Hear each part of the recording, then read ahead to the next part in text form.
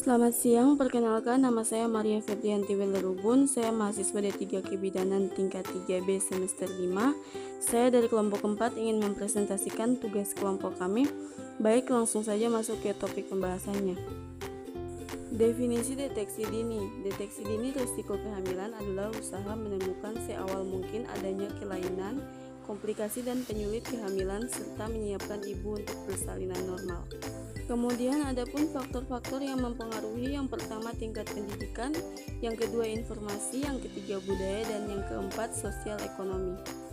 Adapun upaya-upaya yang dilakukan ibu dalam deteksi dini terhadap komplikasi yang mungkin dan teratur ke posyandu, PKM, dan rumah sakit paling sedikit 4 kali selama masa kehamilan.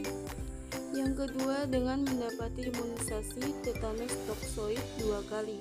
Hal-hal lainnya yaitu dengan mengenal tanda bahaya secara dini, kemudian segera ke posyandu, rumah sakit ataupun PKM apabila ditemukan adanya bahaya. Yang ketiga, bila ditemukan adanya kelainan-kelainan risiko tinggi, pemeriksaan harus lebih sering dan lebih intens. Dan yang keempat, makan makanan yang bergizi yaitu untuk memenuhi gizi seimbang. Nah, di sini juga ada faktor risikonya, yaitu primi gravida di bawah 20 atau di atas 30. Kemudian anak lebih dari 4 orang, kemudian jarak persalinan terakhir dengan saat kehamilan di bawah 2 tahun, anemia di bawah 11 gram, lila di bawah 23,5 cm, berat badan di bawah 9 kg selama masa hamil, tinggi badan di bawah 145 cm. Kemudian riwayat hipertensi, punya riwayat TBC, kelainan jantung atau ginjal, hati ataupun DM dan tumor.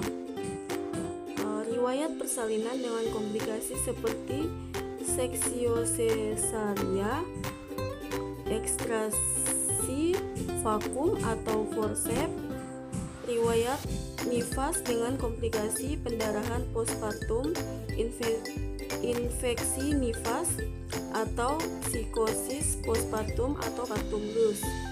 Kemudian ada pun riwayat keluarga penderita kencing manis, hipertensi dan cacat kongenital, kelainan jumlah janin seperti kehamilan ganda. Kemudian kelainan letak dan posisi janin seperti melintang, sungsang pada usia di atas 30. Kemudian ada pun riwayat keguguran berulang, hamil ektopik, mola hidatidosa, KPD, bayi dengan cacat kongenital. Nah, di sini ada pun komplikasi pada ibu hamil, ibu bersalin dan ibu nifas. Yang pertama ketuban pecah dini, yang kedua pendarahan vaginam, yang ketiga anterpartum seperti keguguran, plasenta previa dan solusio plasenta. Yang keempat interpartum seperti robekan jalan lahir.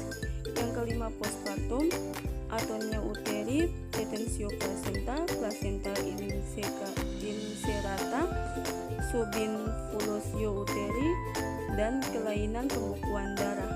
Yang keenam hipertensi dalam kehamilan. Yang ketujuh ancaman prematur. Yang kedelapan infeksi dalam kehamilan seperti demam berdarah, tipus abdominalis, dan sepsis.